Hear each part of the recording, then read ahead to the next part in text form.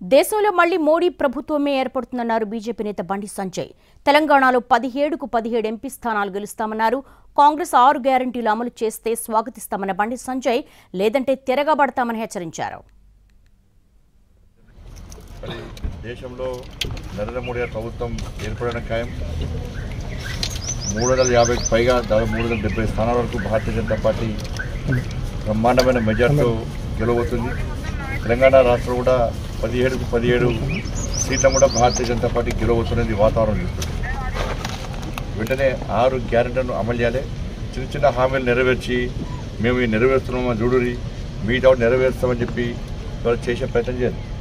వాళ్ళు first not salary ఇస్తే సంతోషమే, వైఎస్ఆర్ చేసేది. ఇది ప్రతి నెల తూచా తప్పకుండా శాలరీస్ ఇస్తామని చెప్పి ఇలా హామీ వెళ్తుంది కాంగ్రెస్ పార్టీ. ఎన్నికలు ఉన్నా ఎన్నికలు లేకున్నా ప్రతి నెల ఫస్ట్ నాట్ శాలరీస్ ఇవ్వాలి, పెన్షన్స్ ఇవ్వాలి.